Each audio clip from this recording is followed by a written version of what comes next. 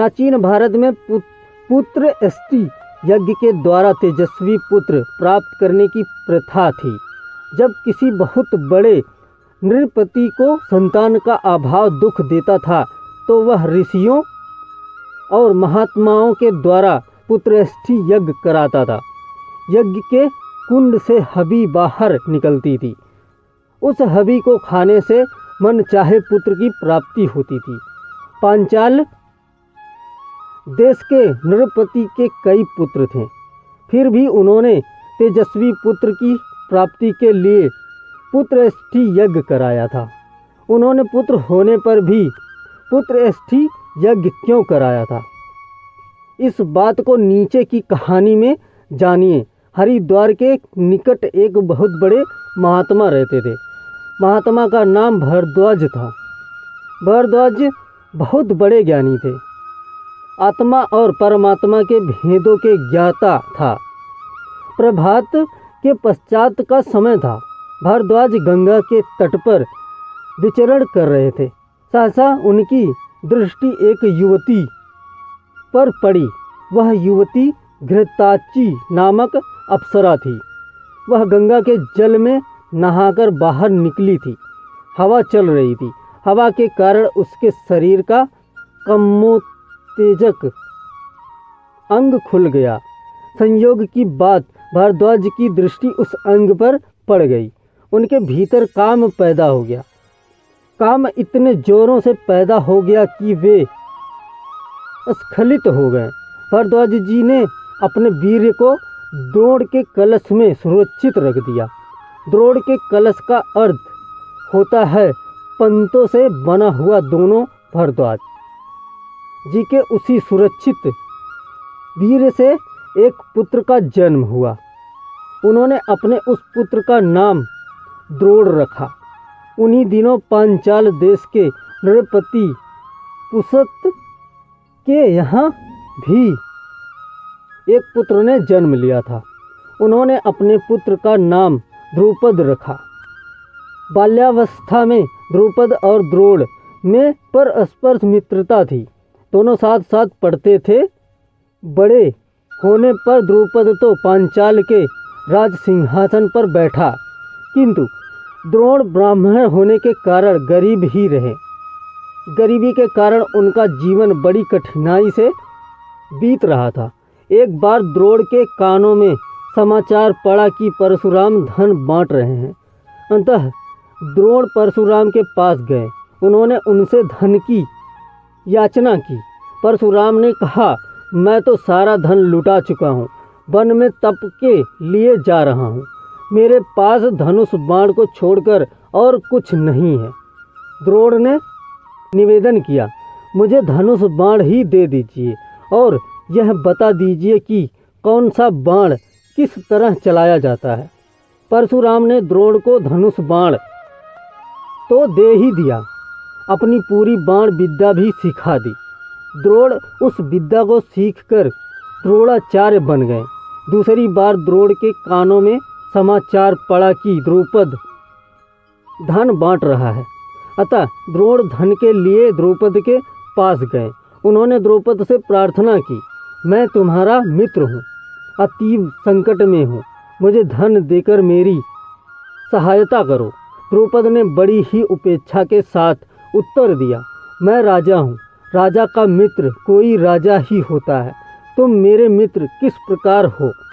तुम गरीब ब्राह्मण हो, मैं तुम्हारी सहायता नहीं कर सकता। द्रोण का हृदय अपमान से भर उठा। वे द्रुपद से बदला लेने का निश्चय करके लौट गए। जब वे पांडव और कौरव राजकुमारों के गुरु बने तो उन्होंने अर्जुन के द्वारा द्रुपद को बंदी बनाकर अपने मन की आग को शांत किया।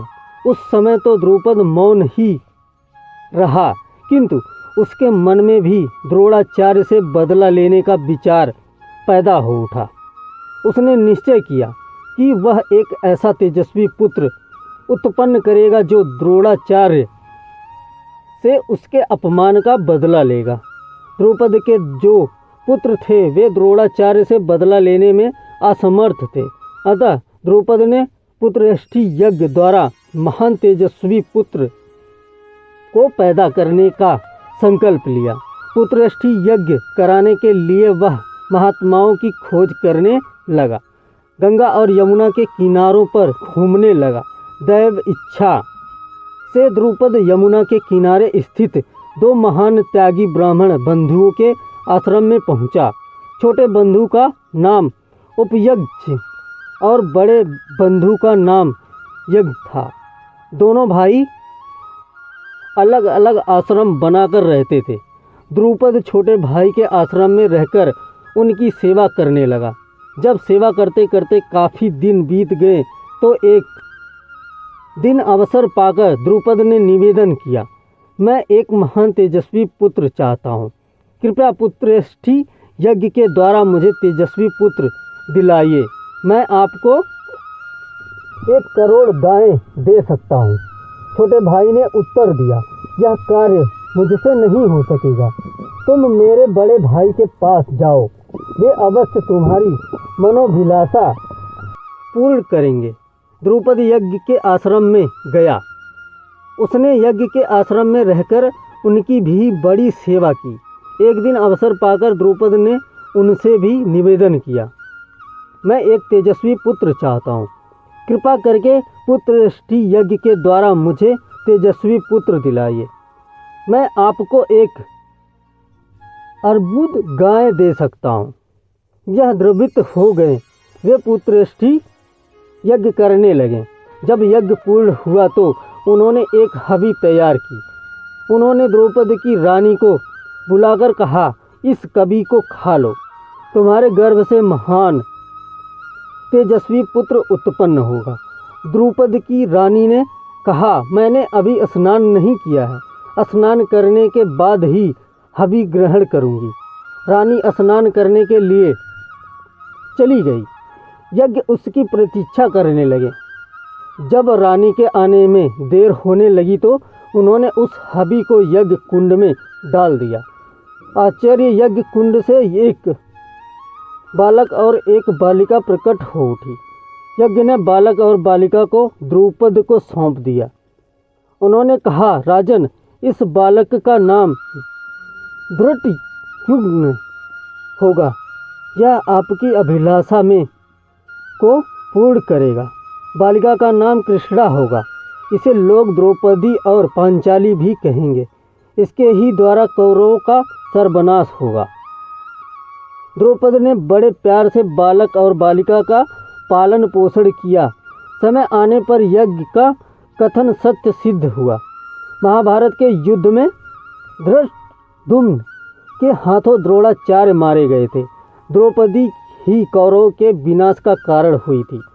यदि दुशासन भरी सभा में द्रौपदी को नग्न करने को प्रयत्न न करता तो महाभारत का युद्ध न होता, और यदि महाभारत का युद्ध न होता तो कौरवों के वंश का दीपक भी न बुझता। पर होनहार को कौन रोक सकता है?